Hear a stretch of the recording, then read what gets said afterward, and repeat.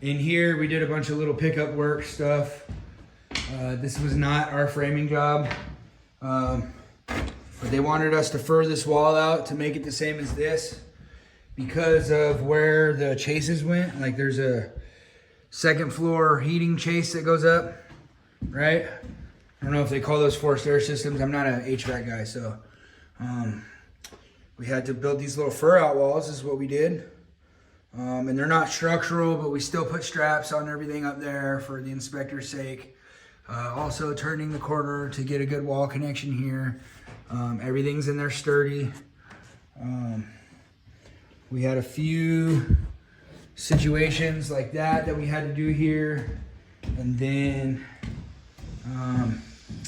the HVAC guys had pulled a couple of these studs out. So he had pulled these studs out to get this pipe in. So we put the studs back in there.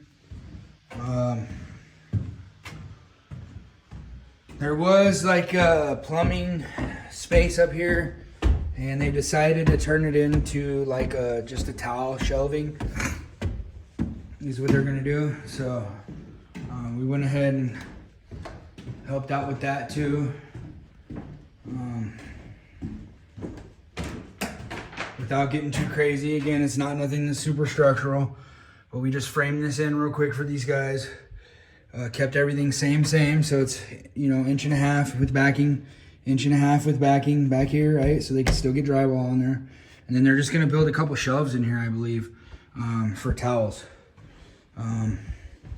Right here, they wanted to protect this shower pan, which is smart. So they went ahead and built a box over it, which is a good idea. Because a lot of times I see those get cracked with other trades coming through. Standing on them or just not understanding, you know, bumping them, dropping a heavy tool on it, whatever the case may be. So we did that. There was truss screws and stuff missing. So we'll get those as we go. We set the first door.